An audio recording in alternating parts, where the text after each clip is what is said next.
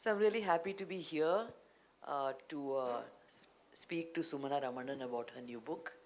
I've known her passion for Hindustani music for a long time, ever since we met, I think more than 10 or 15 years ago. And I'm really glad to see what it has resulted in as of now. I sort of knew that she was working on a book, but I had no idea it was of this scale or this intensity that it's finally turned out to be. So delighted to be here, Sumana. And maybe I can begin by asking you to, tell your friends and, audiences here about why you wrote this kind of book. I know that you have some ideas about maybe literary nonfiction or whatever. So why this? Why not a straightforward biography? Why not simply a story about Hindustani music in Mumbai? Why this kind of book? Would you like to say something about that? Yeah, I think what Teju is referring to is that this book actually has multiple strands. So it has biography, it has my journey, which is sort of like a memoir, and then it has, throughout the book, it has a sort of a series of small little nuggets about the music itself, and all of this is illuminated by the history of the music. So the thing is that for the first time, I heard the protagonist of this book in 2016, and I was a fairly regular concert goer until then. And I had heard him for the first time in early 2016, totally by chance. And 2 months before that, I had actually begun a column in the Mumbai Mirror writing about Hindustani music in Bombay. And this comes as a surprise to many people, but Bombay is the center of gravity of Hindustani music. At least one kind of Hindustani music is in Bombay, Pune belt, you can say, especially vocal music. So I had already heard Pandit Arun Kashalkar's name about 6 or 7 times when I was writing that column. And I had just cursorily jotted down in my notebook saying he seems to be a city institution. I should eventually get around to talking to him and finding out about him. But then, for a completely independent reason for which I had nothing to do, I had nothing to do with that, a friend of mine arranged his concert across the street from me. And I almost didn't go, but I did end up going finally. And he was already, 73 at that time. And I was just, I was just, as the music progressed, I was more and more impressed by the whole scale of the music and also what he was doing. So anyway, so that whole started a journey, and I said, I don't think he's just a city institution, so that it hastened my trip to his house, far away. Like, it's almost as if we lived in the absolutely opposite ends of the city. So he lived in Mulund, which is on the borderline of the city, and I lived in the, sort of southern tip of South Bombay. So anyway, I made the trip there, and then I started learning from him. And so then I decided, and I realized that he's very articulate, and he lived a very open life. So I felt that I wanted to write about him. But in order to write about him, I had to understand the music. So I knew I had to learn, because he had created this very intricate, original style that was infused with rhythm. And he had combined 3 of the 6 gharanas, and all 3 were the traditional gharanas.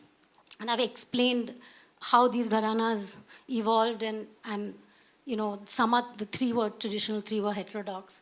But anyway, so then I felt that I had to learn, and I decided to write this book 2 years after learning from him. And by then I also realized that he had, away from the mainstream, created almost his own ecosystem.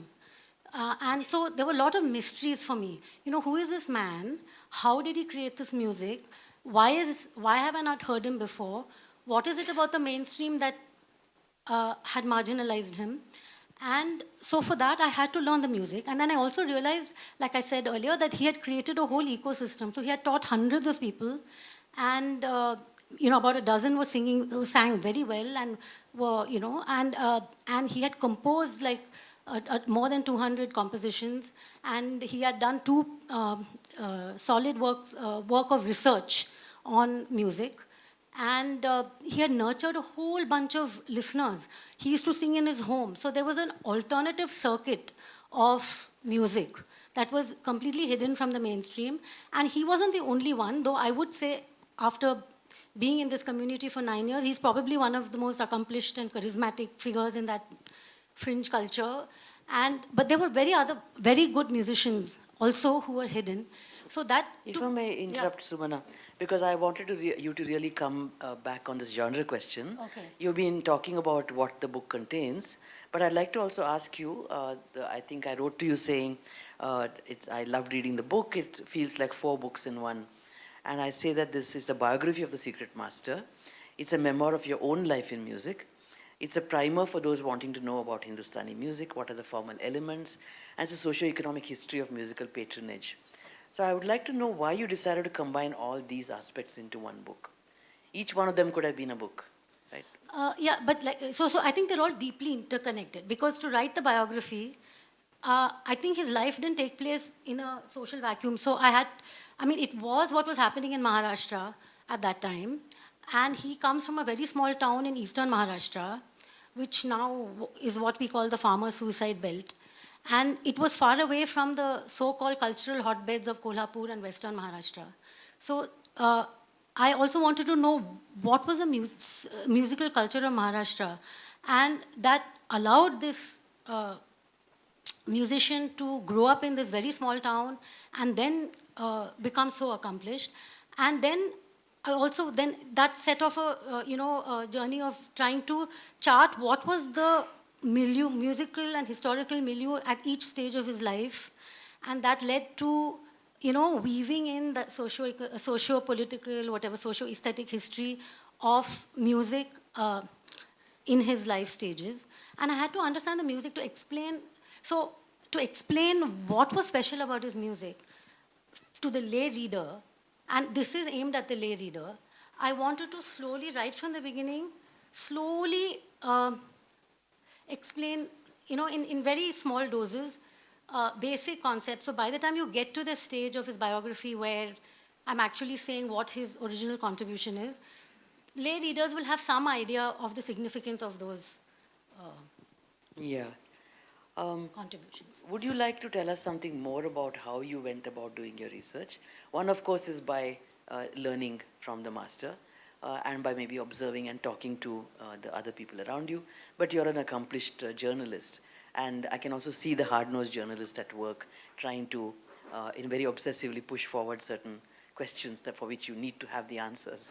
Right? That comes across through the book. And how did you prepare the outline of this extraordinarily complicated book? How did you do your research and how did you prepare the chapter outline? Yeah, so the research is, the biographical part I had to interview. I interviewed my guru for like hundreds of hours. I have hundreds of hours of interviews, transcripts of interviews. But I didn't, and I interviewed him about the same incident. I must have interviewed him 10 times, the important incidents, till he actually got very fed up at some point. But he was overall very patient. And because, I just wanted to make sure the facts were right. And wherever I could, I interviewed other people. So I've interviewed about 160 people and referred to a lot of primary sources, which I have listed in the bibliography, to get the contours of his life. And then at every stage, I literally try to I immerse myself in that era to figure out what kind of music would he have been listening to, what were the economic conditions in his milieu at that time. So I did some reading of secondary sources to get that historical context. And then for my own, so that was more a historical attempt. Then my journey through the fringe culture, as I call it, or the Hindustani underground, it was more anthropological or immersive journalism. So, I was like the quintessential participant observer. So I was also learning, but I was also observing. So in every class, I had 2 colored pens. So I would take down, all the musical information, all the bandishes that he was teaching us, or the rag phrases in one color. But I would also take down other asides or observations that I had in another color pen. And also, since I taped almost every single lesson, I would go listen to it both for musical reasons and to get a sense of maybe I had missed something. And so that was more anthropological. And the music aesthetic part of it was my own observations about the music, because I was I was also trying to explain. I thought about how I can explain this to someone who doesn't know anything, and I had lots of friends like that. So I tried to explain it to them, and of course I got lots of ideas from my guru. So my 9 years of talim with him, and I had learnt for many years before that, but the 9 years of talim with him was very important also. And I also refer to scholarly articles. And just one thing to talk about the journalism, when in my journey through the fringe, there's a little bit of investigative journalism also, because part of my journey was also to find out why is there a fringe culture, what is a political economy of the musical ecosystem today that has given rise to this fringe. So I did write about the power centers, the businesses that are now running Hindustani music in Mumbai, and the preeminent non-profit, which I have shown has completely turned away from its original task of preserving Indian culture. So there was a little bit of investigative journalism that I also weaved into the portion that where I charted my journey. Yeah. I have a couple of questions about, small questions about the form of the book.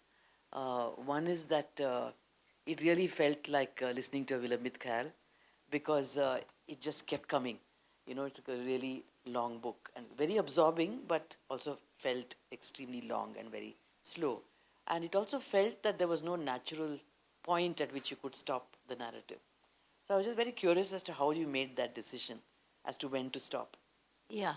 So actually, the biographical part actually has 3 sections, in which he actually it's all his journey of his learning, and then he fades into the background, and he's about to make it really big, and then he fades into the background, and then all the challenges he faces, and then how he resurrects not resurrect, but how he keeps himself going by creating this new ecosystem. So there is like a narrative arc. So for overall, I have drawn pretty heavily from the genre of literary nonfiction, which began in the mid 1960s in the US, where it began in journalism, and some critics say it began with one essay called The Loser by Gay Talese, in which he actually use dialogue, interior monologue, and plot, and scenes. Everything was in scenes. So there's more showing than telling. So, and reconstructing of scenes, and drawing from lots of techniques in fiction while remaining absolutely faithful to the facts. So it's much more arduous, which is why this has taken me 7 years. So I drew from that. So for the biography, it's in clear 3 parts. So there is a plot, there is sort of a climax, and then there are all these challenges. There's like a typical 3-act structure. But the thing is, in every chapter, there is the biography, and then there is my journey, and there is the story of the music, and all 3 are illuminated by the history. So my journey also is, I sort of ask all these questions about why this fringe exists, and my whole journey of deciding that I should learn from him in the long term, because the first 2 years was just a trial. And then in the middle part, I actually write about the rituals of this fringe culture and the various sites where they perform, and what it takes to run a voluntary organization of hundreds of people in today. And he is running this Gurukul and teaching lots of people with no institutional backing. And I also brought in the figure of his wife, without which this could have never happened. And so she's also an important character. And then finally, there is all the challenges that the fringe faces, and certain critiques, I would say, of mine. So the third part of my journey, also certain critiques of the whole Hindustani community, and not critiques, but yeah, a sort of a critical look at many things. Yeah. The other question I had about how the book is laid out is a chronology of Arun Kashalkar's life. I found it very curious, and you must have had some very good reason for doing it like this. How is it shown to us? It's not shown to us in a linear kind of way. Like, first he was born, and then he grew up and he learned music, and then he came here, etc. I would like you to say something more about why you chose not to follow a linear presentation of the master's life. In one section, he's in his 80s. 50 pages later, he's 60 years old. Right? It sort of seems to go back and forth like that. how did you decide what happens in each section of the life? Yeah. Like, why did you do that back and forth Yeah. movement? So it's actually not back and forth if you read it strand wise. So if you read, so the first strand in every chapter is my journey, which begins from the time I met him. So that is from when he was 73 years old to now. So in every chapter, the first thing begins only in 2016 and it goes on. Then the second section, which is, and it's been sort of formatted in that way so people know that you are now in the biographical strand, you're in my strand. So the first part of every chapter is my journey, and then the second part is his journey when I was not an eyewitness. So that is from his birth, that is 1943 to 2015. So in a chapter, you might see him first at 80 and then at 60, but actually that whole strand. So in some ways, some readers may also want to just read his strand first, and then my strand, and then the strand about the music. But so it's and that the contents also clearly show that these chapters are broken up into these strands because they are there are icons showing that. And to the second question about how did I decide what scenes to recreate and to report and to research. Obviously, this is a musician, so I focused on the music. In every scene, there's a scene with his guru. I wanted to really extract what he got from each guru. So, writing about music is very difficult. It's an abstract art form. And the cliche is that writing about music is like dancing about architecture. So I really thought very carefully about how I can transmit this musical information. Of course, the use of metaphors is obviously one of the obvious ones, and many people have done it. But I really try to search for new metaphors. That's one. The second thing is I wanted to bring the reader into the classroom, whether he was learning from the guru or I was learning, or we were all learning from him. And the kind of corrections he would make. Also, so you are actually brought into the classroom, so you get some sense like you're sort of a fly on the reader is a fly on the wall, and you see the guru making the corrections or whatever. The third is every now and then I have introduced a smattering of actually a musical notation, so that and I've formatted it visually so that even if you don't know anything, you can have a rough sense of the patterns that are trying to be transmitted. So in every thing, it was the focus for every scene that I was writing and researching and trying to get information was about music. But obviously, a musician is also a husband, a musician is also a son, a musician is also a father. So a musician is also a friend. So for the key, I try to incorporate one scene at least. Of course, with the wife, there are many scenes because without her, he couldn't have done anything. But there were also scenes with his two sons and one of his best friends. So there are scenes with his father, who was his first teacher, and who actually instituted a very almost militaristic schedule for him to follow. So that's Yeah. the thing, yeah. To jump to something else which you have touched upon a little while ago about your critical perspective on the culture of Hindustani music. So let me push that a little further. There's your evident discomfort through the book that one notices with certain aspects of this culture of Hindustani music.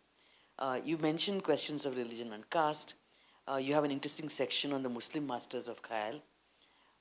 And you also say that one needs to account for the dominance of Maharashtrian upper class Hindus in the musical scene today. Would you like to comment on any of this? Yeah, sure. So when it comes to caste, the one of the highlights of my journey in the fringe culture was a sort of a recital on the sidelines of a fringe festival. So it's like the fringe of the fringe of someone who grew up herding cattle. And he, in a small town in western Maharashtra called Aundh, which was a princely state, and the court musician was a very, very well-trained upper caste musician. And he heard this musician teaching his son, who was then my guru's teacher. And so how he got drawn into classical music by just listening, and then he got drawn into a parallel tradition of the Bhakti movement in Maharashtra, the Varkari tradition. And I heard him sing some, very complicated ragas. He had taken a bhajan and set it to Lalita Gauri, which is a compound raga, and his control over tal was very good. So there was a small recital on the sidelines of this. But then later on, as I got to know him and I interviewed him, I also saw that while he was really welcomed with open arms into the community around my Guruji and his guru and their student communities. There is caste and class, of course, play are absolutely almost debilitating barriers to accessing knowledge even today. So that was one thing I showed in the book. But, and I also, coming to the whole question of religious syncretism, it's true that, when I started my journey with my guru, that was around 2016, I did notice that a lot of Hindustani musicians, anecdotally, quite a large number, three-fourths maybe of the people who were friends with me on social media or with whom I had conversations, uncritically supported the Hindu supremacist ideology that was on the ascendant. And uh, it surprised me that it came from musicians who had inherited this art form, khayal, which is supremely like syncretic because it began in the Sufi communities outside Delhi. And those Sufi communities were very open, and they also had lots of connections with Vaishnavite sects. And they also sang Vishnu Pads. They also did yoga. And it did come as a little bit of a surprise. And then I've also tackled in the book all the kind of stereotypes about these Muslim musicians that have been passed on by upper caste Marathi scholars, but also, and then have seeped into the larger culture, which is, there are all these standard stereotypes, which have, a lot of them have been debunked later by scholars. There's this trope of the illiterate ustad, the secretive ustad, and some, and sort of indirectly attributing all this to their religion. And since it coincided with this, it was a bit disturbing. And so I have kind of, I have tackled all that in one of the chapters. Okay. To shift to a very different topic, one of the things that I enjoyed about the book is your focus on the language question, if you like, and maybe I can call it, maybe I can ask you, what's the place of translation in your book? There's an amazing moment when you track down the lyrics of a tarana. Everyone who's studied Hindustani music struggles with a tarana, right? And you've so doggedly gone after and found, through an Iranian contact, the lyrics of a particular Persian lyrics of a tarana. And apart from this, you've constantly translated in this book from Marathi, Hindi into English, and so on. So what kind of attention did you have to pay to this process to make sure that you were doing it constantly and doing it all the time? Yeah, that was quite challenging.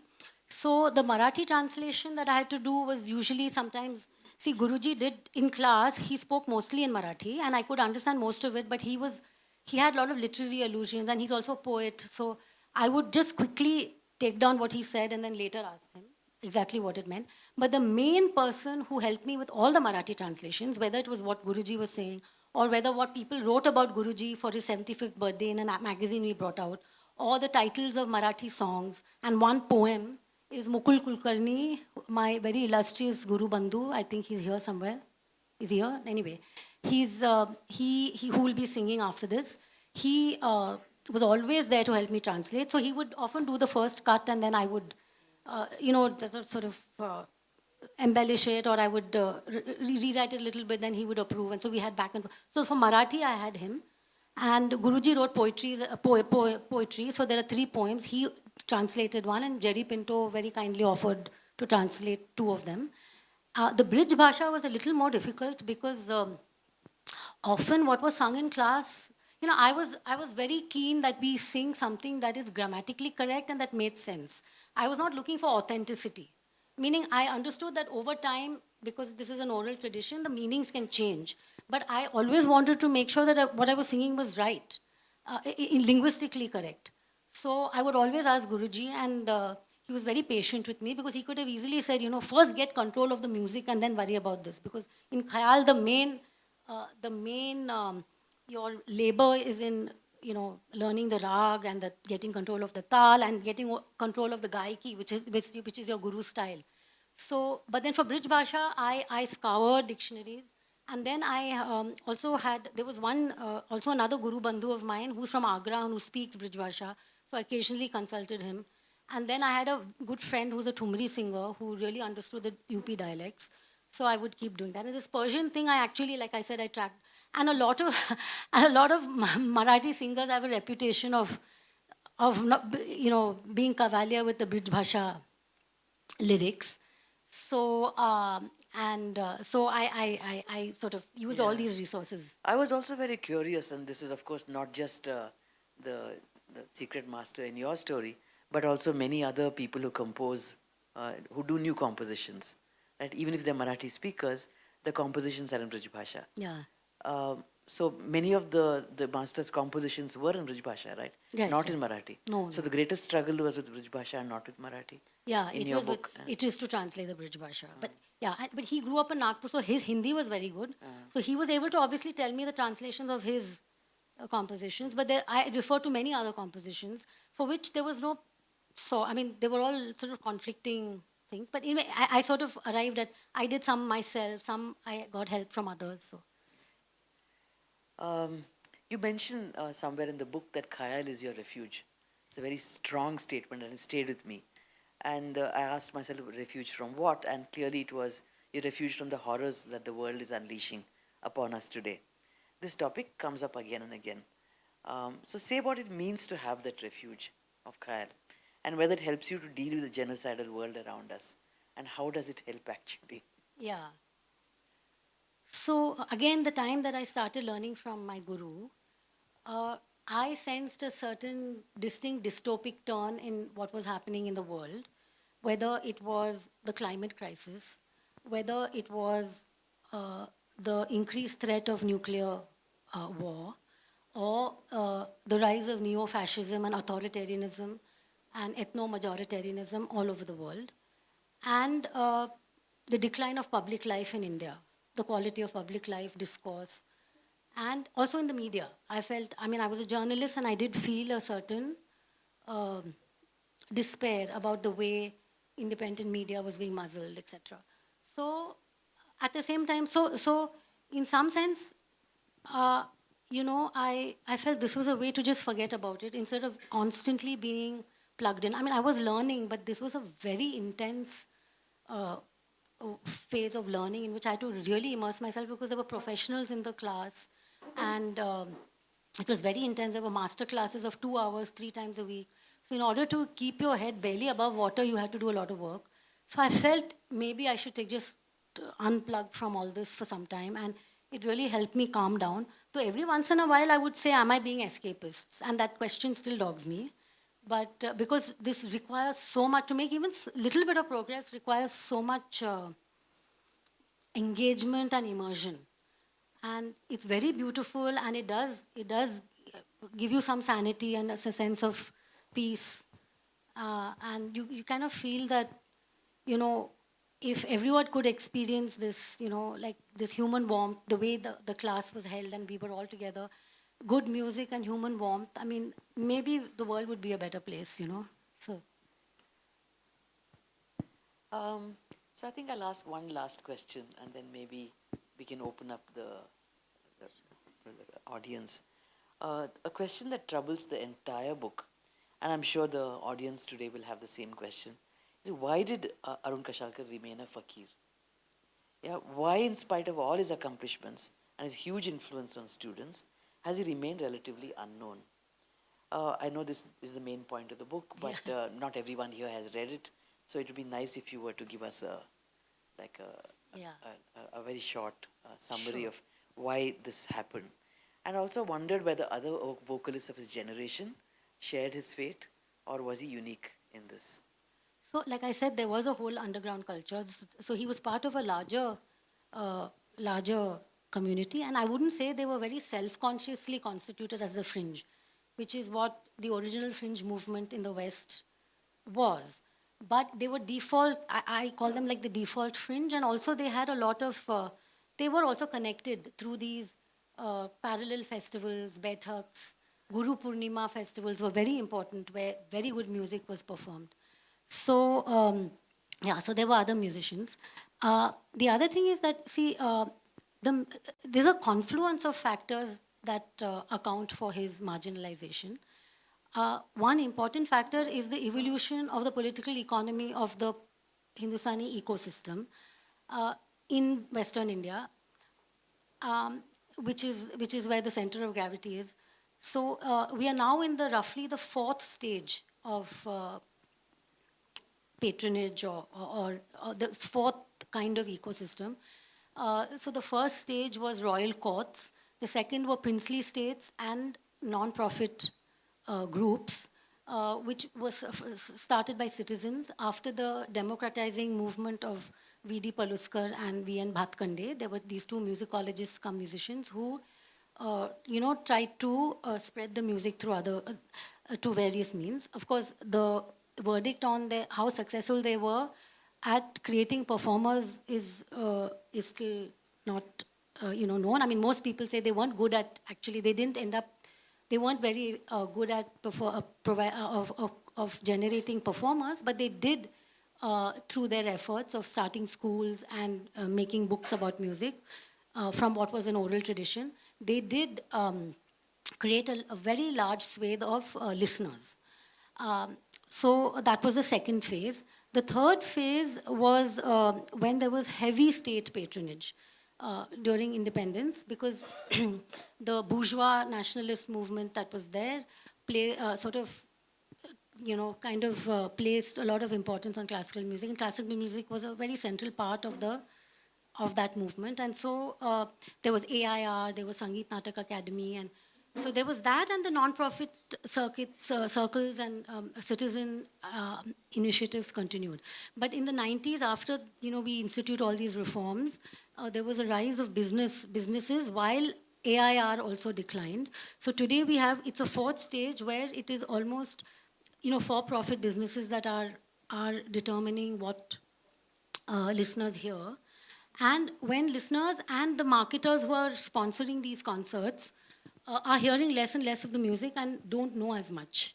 So these businesses have to fill, for profitability, they have to fill large theaters. And so to some extent there is this need to, they tend to, so what has happened is that they tend to pick a few musicians, 2 or 3 musicians, who they think will appeal to a large audience, and keep promoting them, because once you've invested in branding those musicians, it doesn't make business sense to then start from scratch with a new lot of musicians. And so now it's all about name recognition. So for the second generation, for the generation after the musicians that are already in the circuit, they tend to also pick either the sons and daughters and relations of existing musicians because they have name recognition, or those who actually are popular because they also sing light music. So, and I had a very, immediate comparison of the ecosystems, because I also sort of observe the Carnatic ecosystem, which with all its flaws, as T.M. Krishna has pointed out, is still much healthier, and he himself would admit that it has a much better way of recognizing merit, because it has a pyramid of non-profits that filter into towns of all over South India where merit can come up, where young people can come up, and also there is a much more vibrant concert reviewing culture. So that's the situation. So that is the main reason. But I would say that there's also his character also, which was fiercely independent. So there is, they say character is destiny. So it's a confluence of factors. So there is how the way the political economy was changing, his own personality, and also there are certain chronological factors, which is that when he could have made it big, both his gurus were alive and singing. And they themselves were very, very, towering musicians, and they themselves did not get their due. So I think there was a sense that, how can I push myself in full view of my own gurus who have not got what they needed. So there was a whole confluence of factors, I think, yeah. I think this conversation can go on forever because there is so much to discuss. But let's give the audience a chance to raise a few questions. I can help you moderate if you like. Yeah, sure. I can look this side and you can look and that side. And do we have a mic, or do we, maybe we can share this mic and this can go around. Can someone help or to do we pass have this another around? one? No. Maybe this can go around and we can share. Okay. Sure, I'm not going to be saying very much, so I think you should have the mic.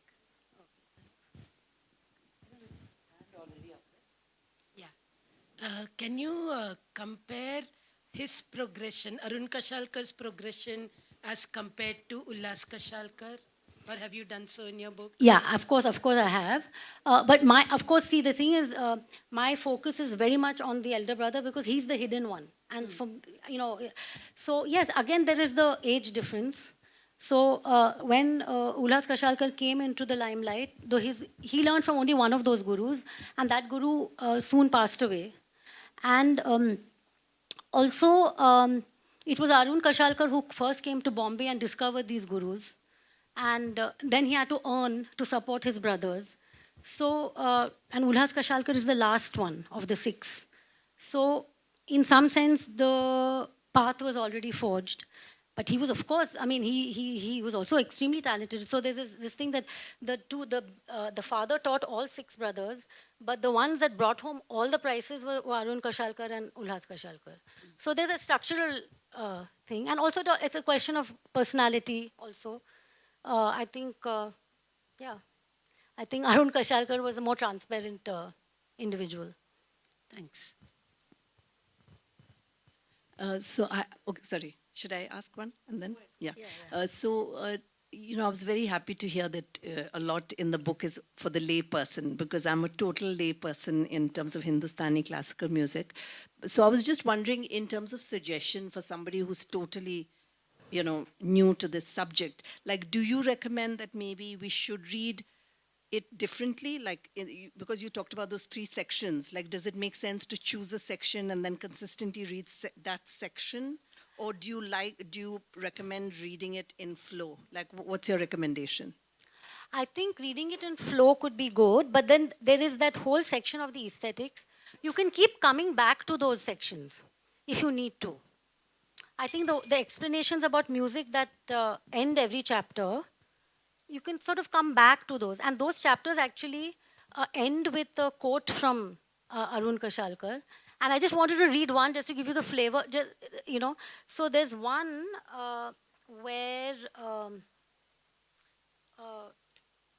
so there is my explanation of various concepts and it ends with a quote. And so there is this, in Hindustani music, there's a concept of the avartan, which is the rhythmic cycle.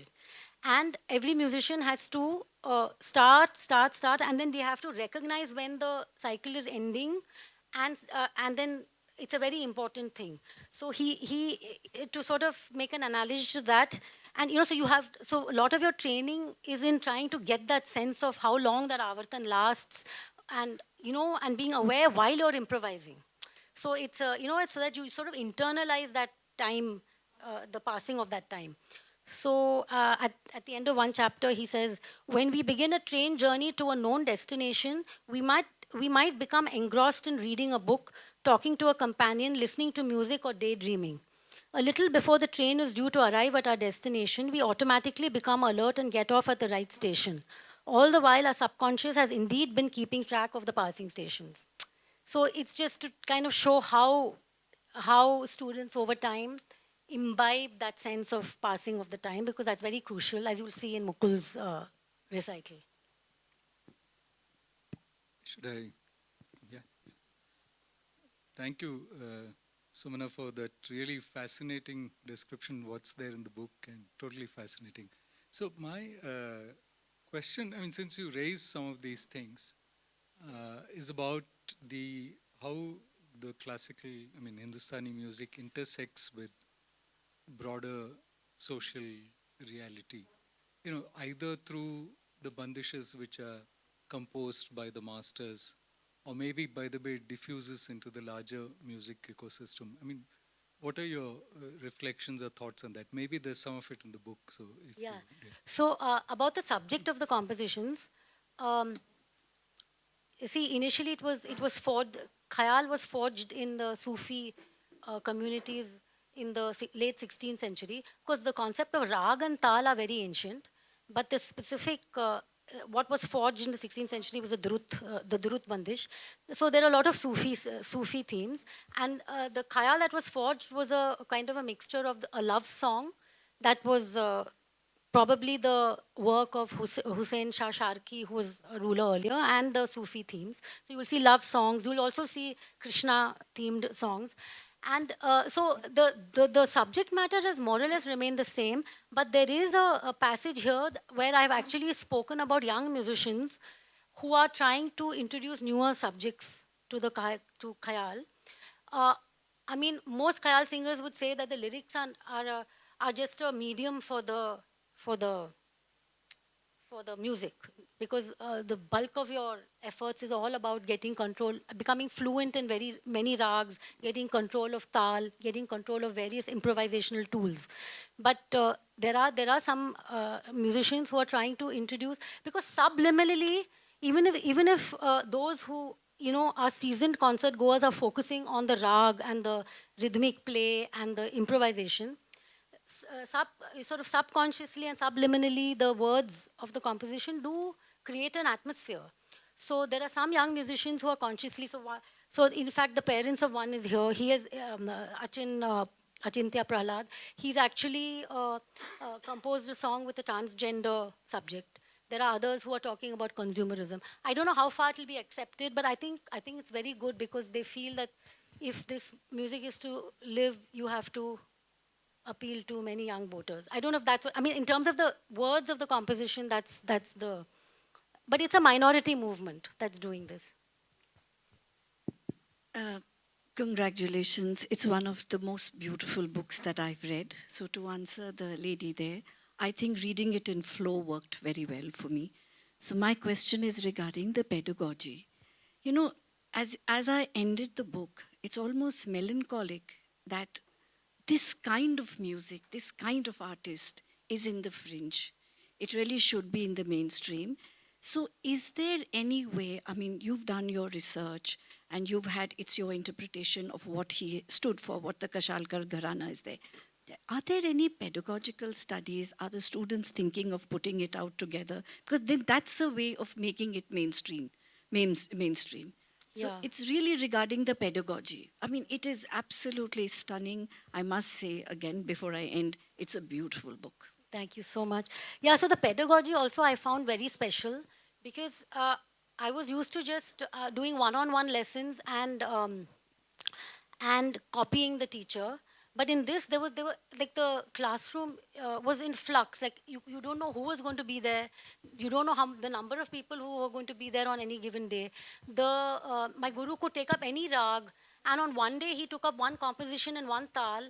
The next day, the same composition, I think he had even forgotten. He said, let's sing it in some other tal.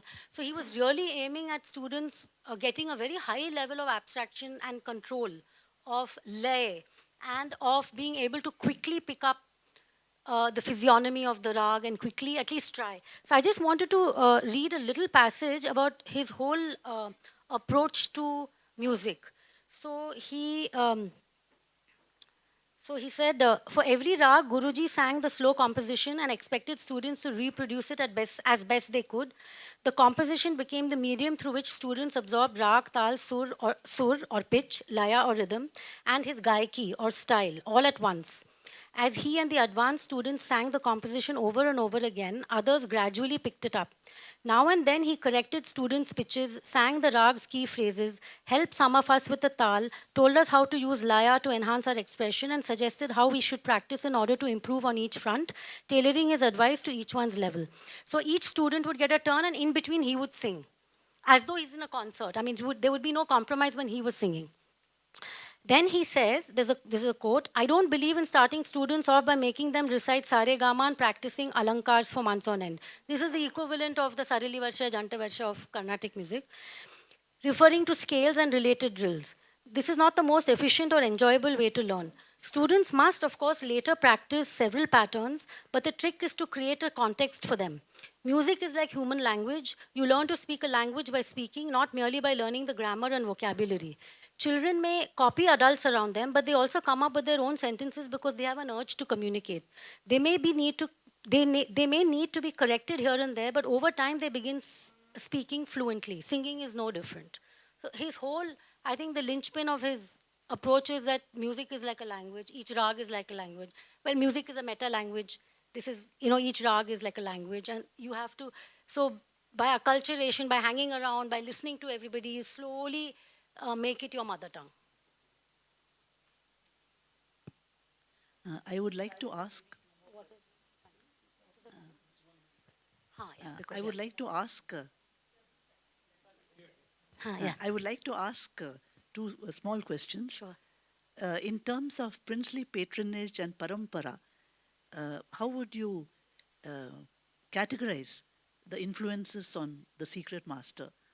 And the second question is, the All India Radio, I can remember in my youth, had this 9 o'clock program, national program of music, which used to highlight a lot of musicians.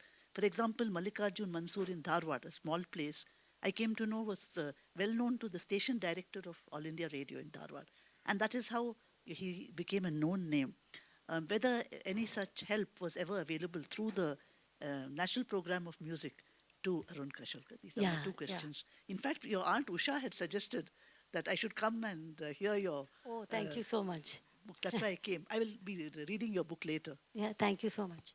Actually, just I have one question that she asked that I didn't fully answer, which is that, yeah, this pedagogy does need to be captured, and first edition arts has captured one or two of his teaching classes. You know, there's a Western classical conductor called Benjamin Zander, and his master classes have, you know, they're extensively cancelled, have been captured on video on YouTube. And so I do think that I think there's some effort that should be made to capture the way my Guruji also teaches. About this, the influences on my Guru. So today, basically, there are 6 widespread gharanas. There are 3 traditional ones, and that he learned from 6 of his gurus, his father, and then 2 in eastern Maharashtra, and then there were 3 in Bombay, and these are Gwalior, Agra, and Jaipur. These were the traditional gharanas, and his style is a mixture of, is a blend, is a synthesis of all that. And talking about AIR, I have at least 2 scenes in my book.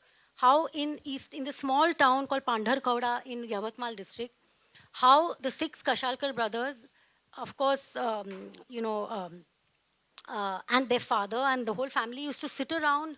I've said, I think there is, I had marked that also. I don't know, I just by chance I had marked that. Yeah, Kashalkars and radio. I've put this marking here. So, so they all sat around that radio with the seriousness of, listening to a mehfil. So that 9 o'clock, 9 p.m. National program was absolutely crucial. And also the Diwali, there used to be a Diwali Sammelan. And the whole week there was music from morning to evening. So I've described. And I've also went to the AIR archives just to show. I mean, it's a list.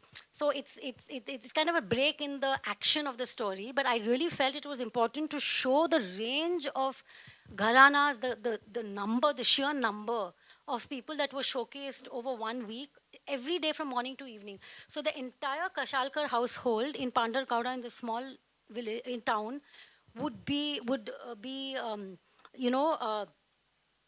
their whole life would be, structured around listening to this.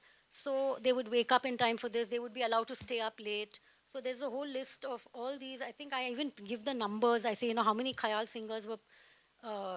So I said just the number of vocalists, total 33, with khayal singers accounting for the overwhelming majority at 29, and 2 Drupadiyas and 2 Tumri. So I've kind of just recreated a scene in which they were all listening and whom they were listening to. I think it's 1956. So yeah, without radio, it could have, that they played an absolutely seminal role in the. Yes. Yeah. So Sumana, one of the, I've read only parts of the book. It's a very intense book.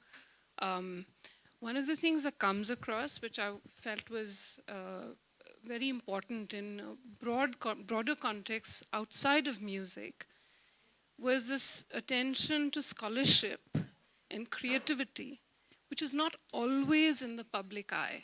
And this seems to be the main, the 2 themes here, that the public eye and the extensive creativity and scholarship and dynamical, I mean, it's extremely dynamical, and yet not being in the public eye.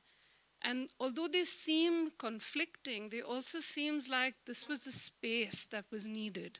So there's this, okay, he was not recognized, but there's also the sense that that space was needed, and that is the space that developed because he was not in the public eye. So I wanted to ask whether, I mean, it felt like through the book there is this tension, and I think it's something that applies outside of the world of music as well, and I thought maybe you could comment on that. Yeah, that's such a good question, because I have said somewhere that,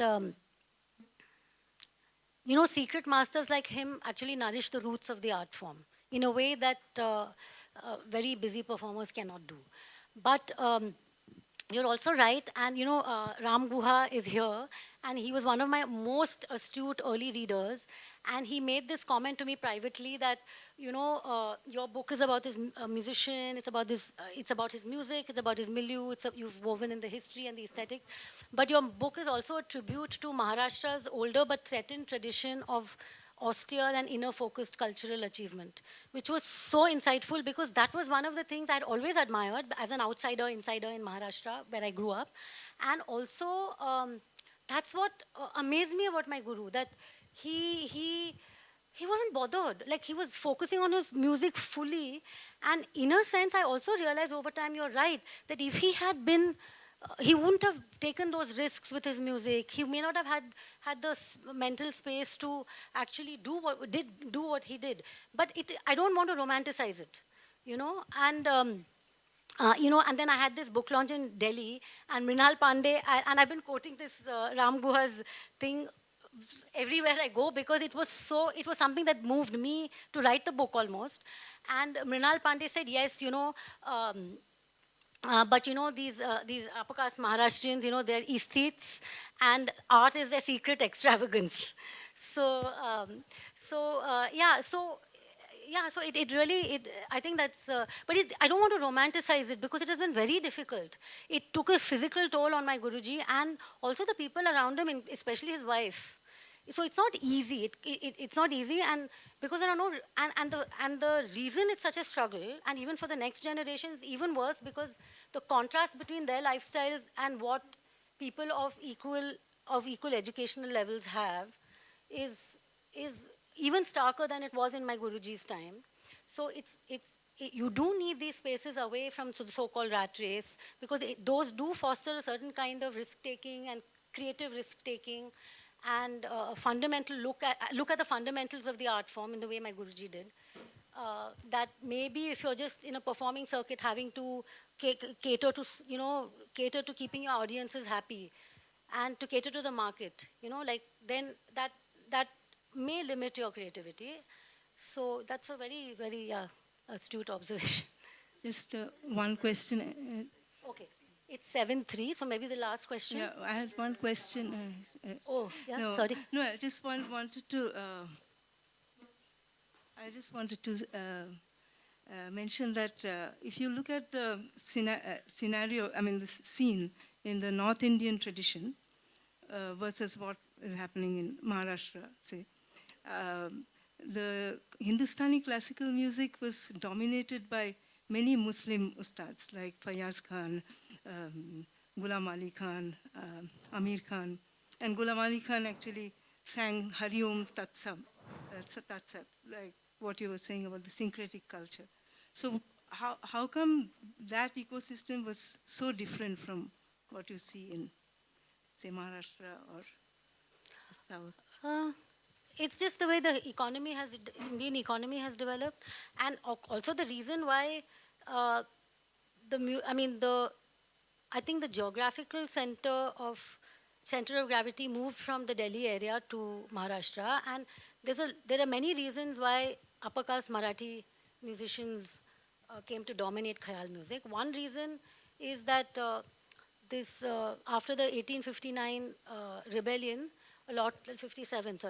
rebellion, a lot of hereditary Muslim musicians lost their patronage with the end of the Mughal Empire, and they had to scatter to smaller states, and a lot of them came to Gwalior, and then there were a lot of, because it was a Maratha it was part of the Maratha Confederacy. There were a lot of upper caste Marathi people in the Gwalior court, and the transfer, that was one of the great sites of where the transfer happened. But there was also Kolhapur, there was also Baroda, and Bombay was also, I mean, Tejaswini has shown in her book Musicophilia in Mumbai, how Mumbai became such a big center because it had Parsi and Marathi theatre, and which was rag based. And in my book also I've shown how the tradition of Sangeet Nataks, the tradition of Kirtankars, and of very high quality light music also fostered the sense of, fostered the musical culture. And so for all these reasons, the music moved to a different community. I think we should wind up because we have to just set the stage, and I'll just, so what Mukul is going to do is actually he's going to sing three renditions. It's not a lek dem. I don't want it to be lek dem. He's going to sing, but we have short time. He's going to sing 3 rags in 3 different styles, the 3 traditional styles. And also my book has the whole history of how the 3 other heterodox styles came later, etc. So these 3 are Agra, Gwalior and Jaipur. So he will sing in the Agra style first, then Gwalior, and then in the Jaipur style. And one of the things that differentiates these styles is the way a rhythm is used. So you can, the warp and weft of melody and rhythm are quite different in each 3 of them, and like a sari weave. So in the Agra Gharana, the first one, you will see a certain emphasis on every note. In the second, in the Gwalior Gharana, it is usually the divisions within a tal has divisions. The tal is split up into, so 16-beat tal has 4 divisions. So usually the improvisations are done within the 4-beat. So you kind of emphasize every tal division. And also you have, in Gwalior, you have, there's a Gwalior swing. You tend to go up and down the octave right from the beginning. And you'll see, so he's singing compositions which are typical to those. And maybe what I should do is, just before he starts, I'll introduce each thing and explain, just for 2 minutes. I don't want to eat into his singing time. So we'll just get off the stage, and in like 5 minutes, we'll set the stage. Thank you very much for coming. So I just want to introduce Mukul Kulkarni. He's my very senior Guru Bandhu. He's a top grade AIR artist, and he's learned from some very illustrious gurus. First from N.G. Paramane of the Kirana Gharana, then Vidushi Sukhada Kane from the Jaipur and Agra Gharana, then from Pandit Vikas Kashalkar of the Gwalior Gharana, then from my guru whom he's still learning from, Pandit Arun Kashalkar of the Agra, Gwalior, Jaipur Gharana. He also learned from the late Pandit Sharad Sathe of the Gwalior Gharana. So, and then we also have very illustrious accompanists, Sumit Nayak and Niranjan Hegde. And I'm very pleased to call them onto the stage. Namaskar. I'm thankful to Sumana ji and Westland Books for having me here. I'll start with Rag Shree.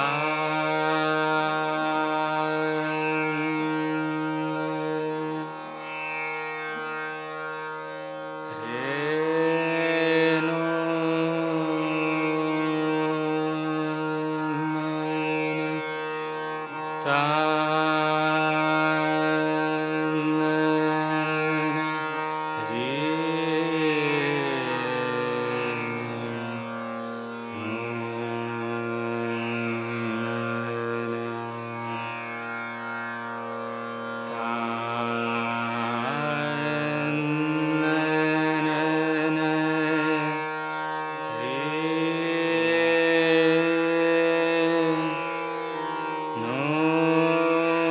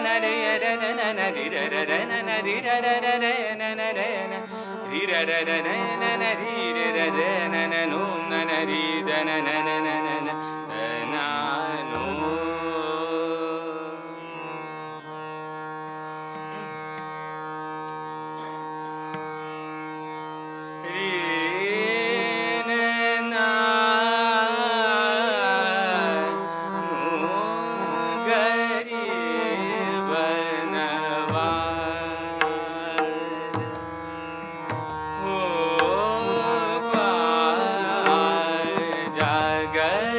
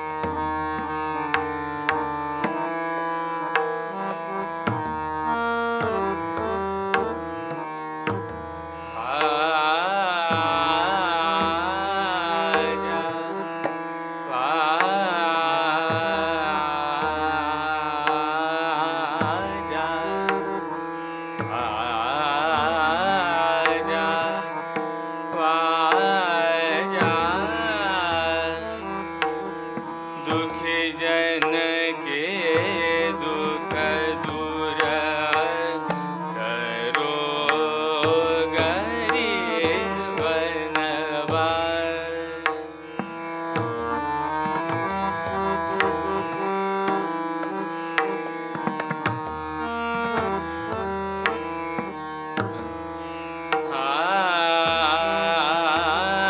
आजा ख्वाजा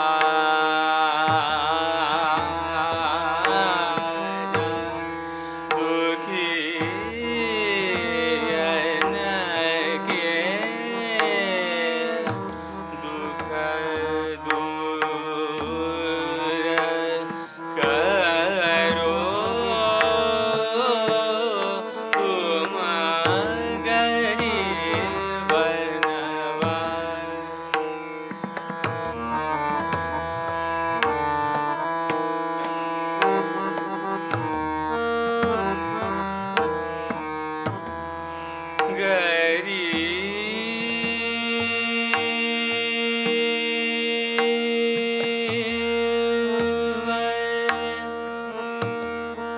नवाज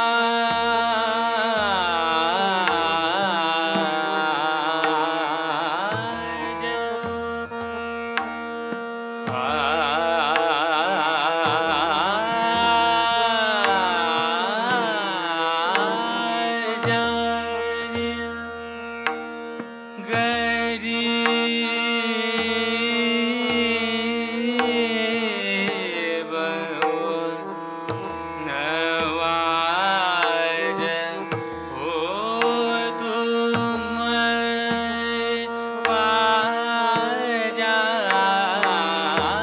गरीब नवाज।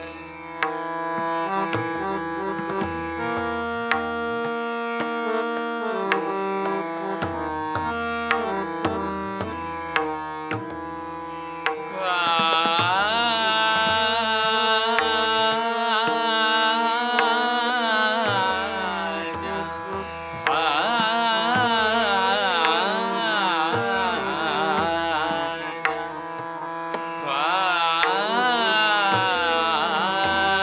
ख्वाजा दुखी जन के दुख दूर करो रे तुम हो गरीब गरीब गरीब नवाज।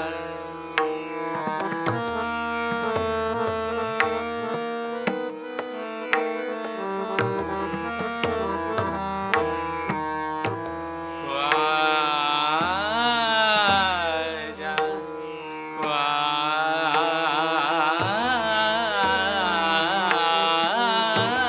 ख्वाजा ख्वाजा गरीब नवाज हो ख्वाजा तुम दुखी जन के दुख दूर करो तुम हो गरीब नवाज। गरीब नवाज गरीब नवाज।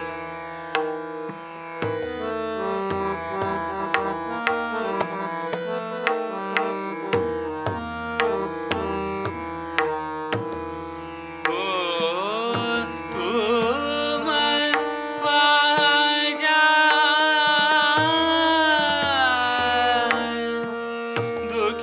दुखियन के दुख दूर दुखियन के दुख गरीब नवाज। गरीब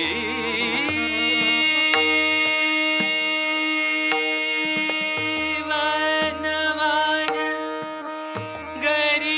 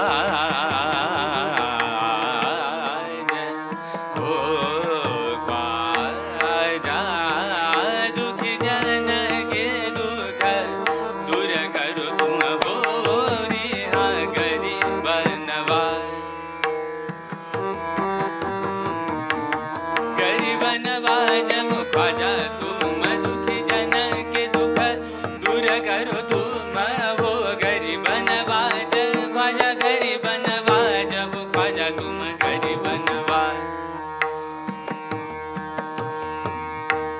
गरीब नवाज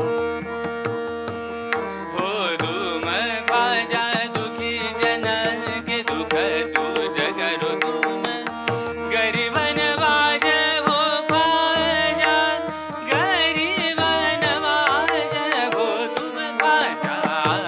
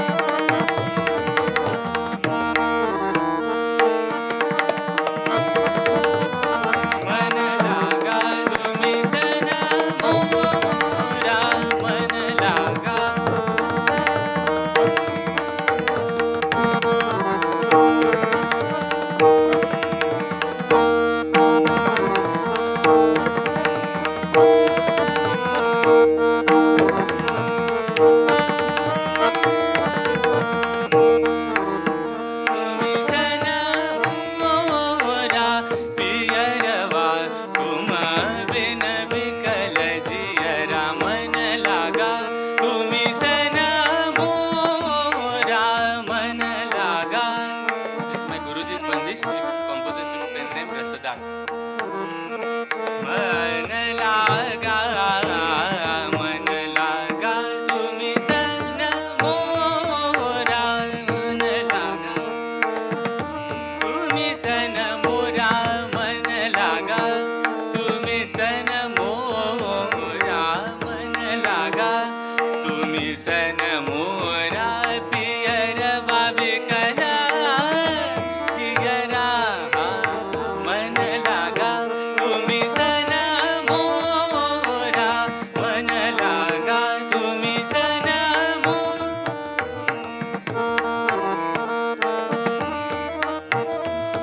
तुम्ही सन मोरा मन लागा तुम्ही सन तुम्ही सन रे मन लागा तुम्ही सन तुम्ही सन मोरा मन लागा तुम्ही सन पियरवा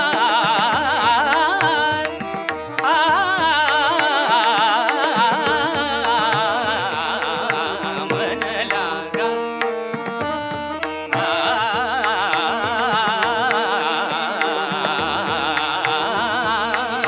मन लागा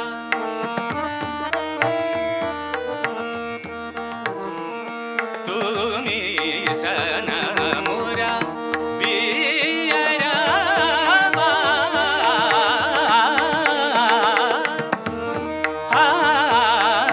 मन लागा तुम्ही सन मन लागा मन लागा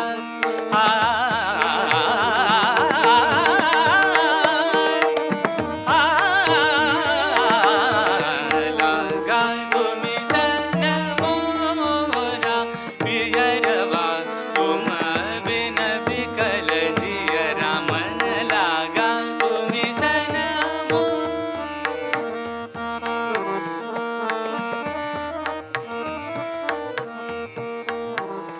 दर्शन की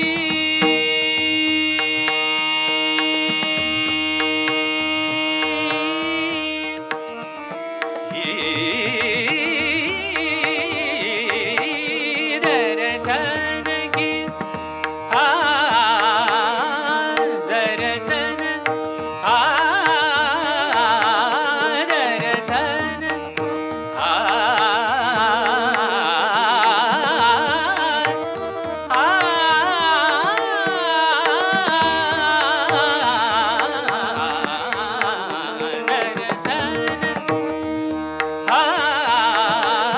दर्शन की लागी मोहे यास दर्शन की लागी मोहे यास दीजो दरस रसदास सुरत नाही कछु काज मन लागा तुम्ही सन मोरा तुम्ही सन मोरा मन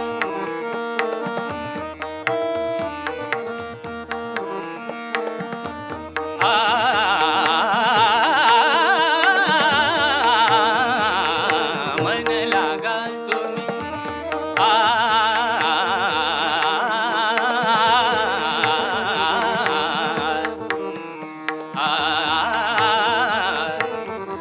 रे रे पम ध मग रे रे पम पद ध मग रे रे म पद मम पद मग रे सा पम परे रे नि ध पम पद मग रे परे ग रे सा मन लागा तुम्ही सन मोरा मन लागा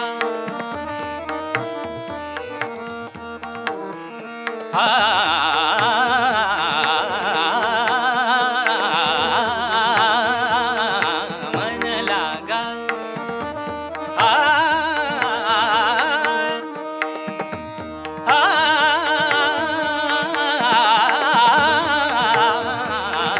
मन लागा तुम्ही सन मोरा मन दर्शन की लागी मोहे यास दर्शन की लागी मोहे यास दीजो दरस रसदास दीजो दरस रसदास सुझत नाही कछु काज मन लागा तुम्ही तुम्ही सन मोरा मन लागा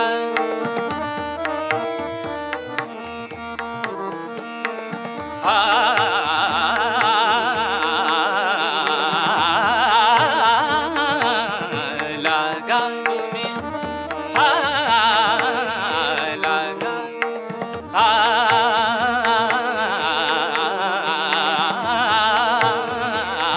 मन लागा तुम्ही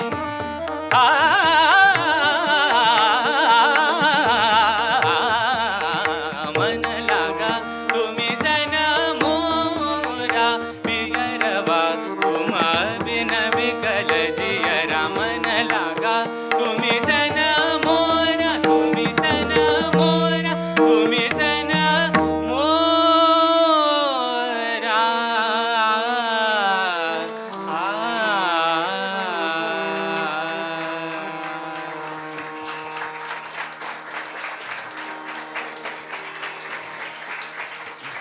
On the Tanpura, I forgot to announce, is Ratindra ji, who is a student of the harmonium player Pandit Vyasmurthy Katti.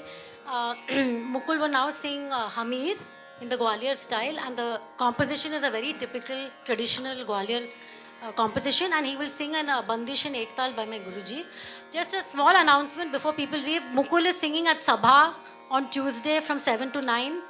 That's like a long concert, so if people want to come, that's all welcome.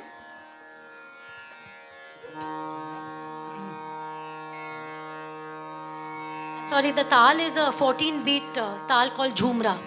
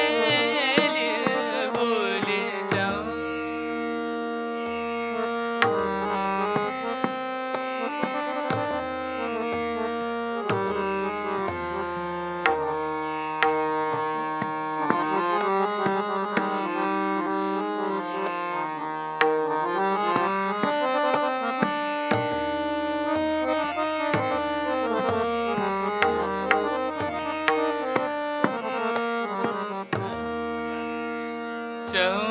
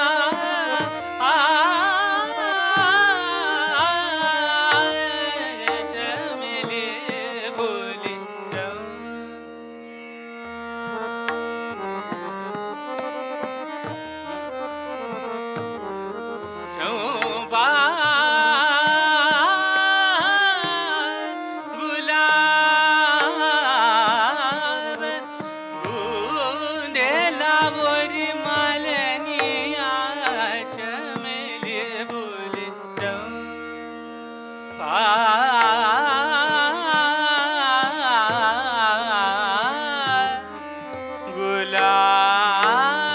गुलाब घूंदे लावोरी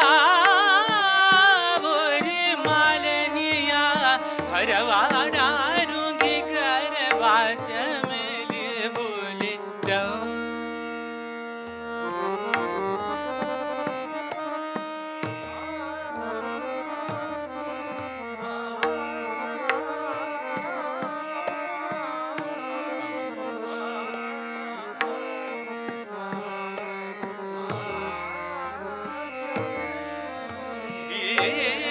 चमेली बोले जाऊं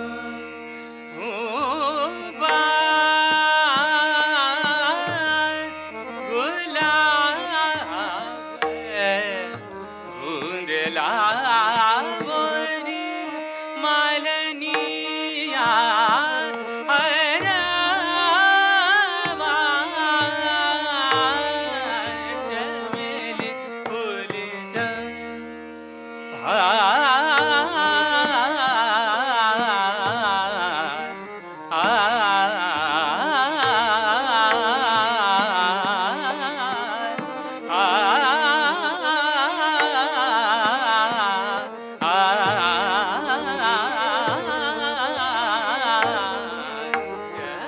चमेली बोले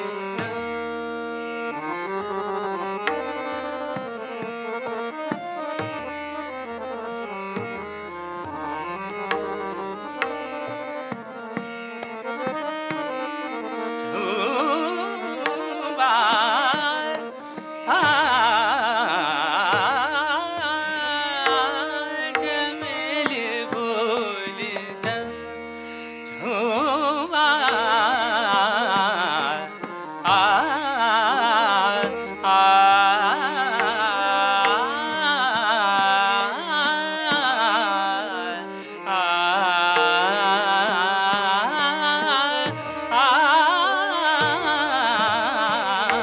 चमेली बोले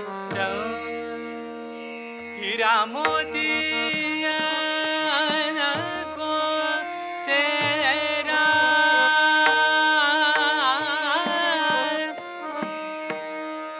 हरि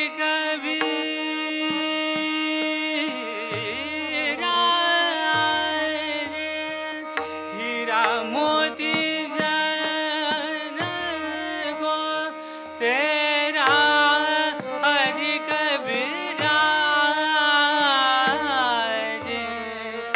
और सोवे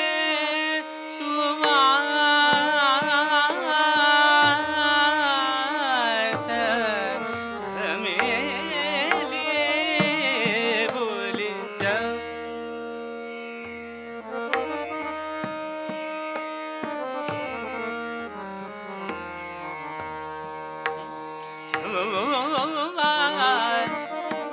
गुलाब गुंदेला और माल ही जहाँ जमा डारूंगी गरबा चमेली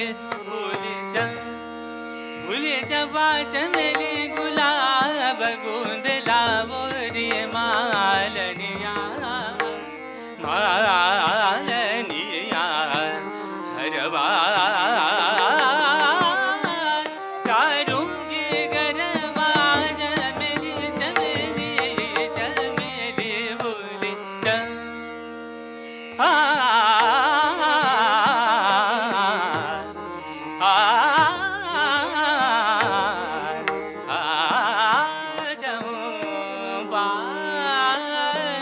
चमेली भूली गुलाब गुंदेला बोरी चमेली भूली जाऊं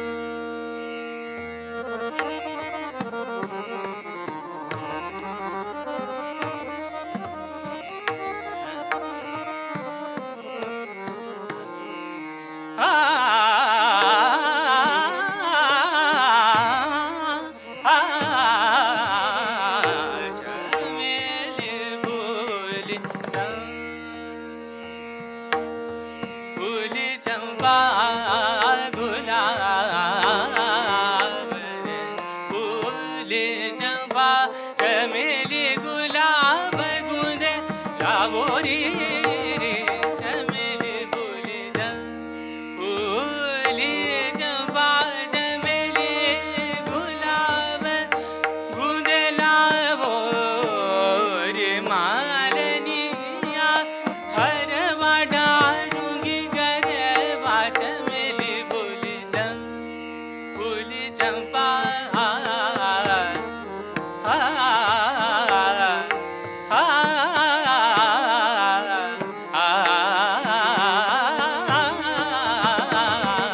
चमेली फूल चंपा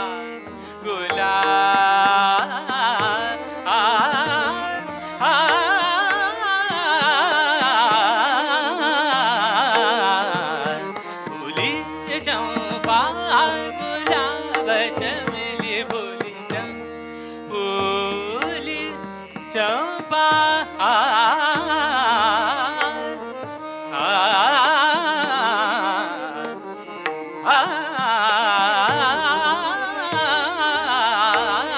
चमेली फूली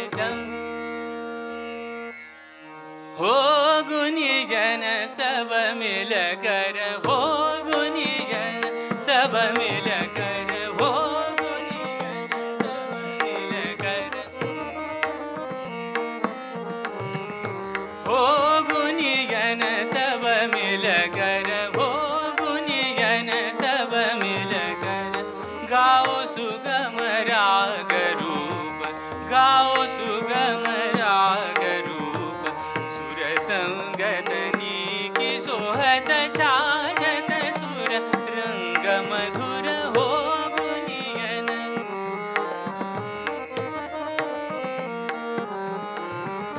हो गुनियन सब मिल कर गावो सुगम राग रूप सुर संगत नीकी सोहत छाजत सुर रंग मधुर हो गुनियन हो गुनियन हो गुनियन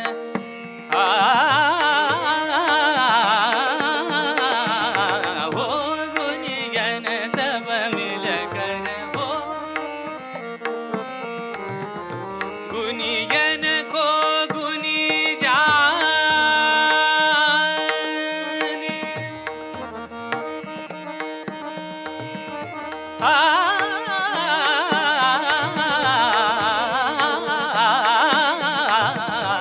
गुनियन को गुनी जाने गुनियन को गुनी जाने गुनियन को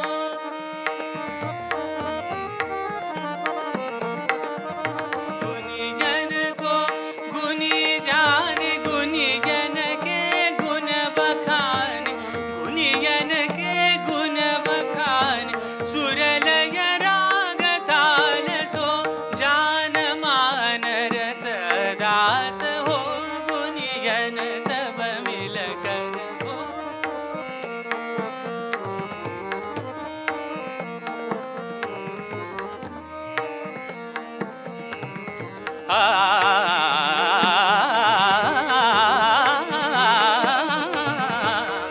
गुनियन हो गुनियन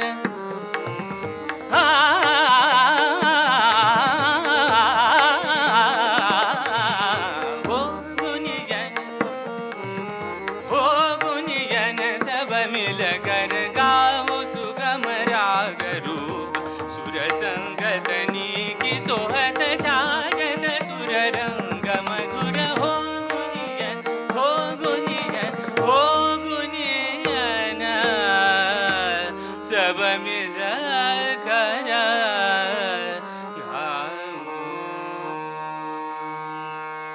He'll now sing Sampoorna Malkauns, which is a very typical Jaipur rag, which has a lot of offbeat timing. It's a traditional composition, the first one, and the second one is again by our Guruji. It's a The first one is in Vilambit Teen Tal, second one is in Drut Teen Tal.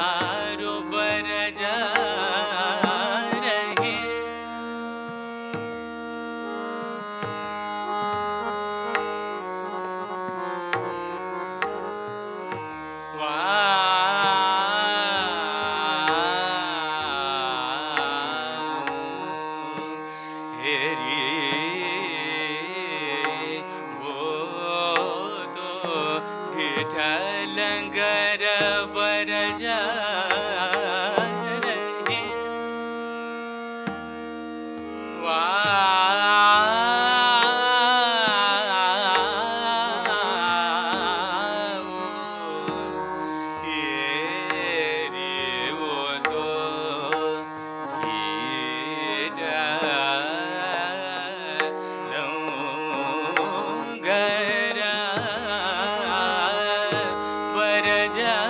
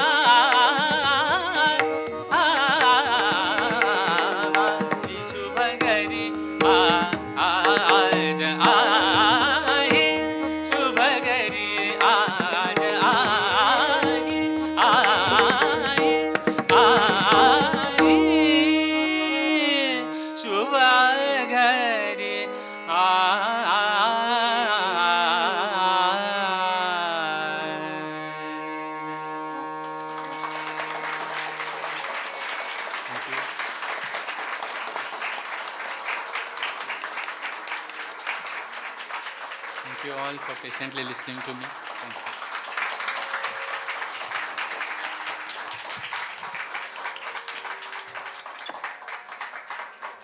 Thank you, everyone, for staying till the very end and for coming. And because of the paucity of time, he's had to cut short all his renditions. But he is singing at Sabha. I'm repeating on Tuesday. It's a 2-hour. And also, he's singing in Hesaragetta on Thursday, which is a bit far away, but if people want to come, that is from 5 to 7. And in Sabha, it is from 7 to 9, and both are free and open to anybody. So thank you very much, everybody, for coming.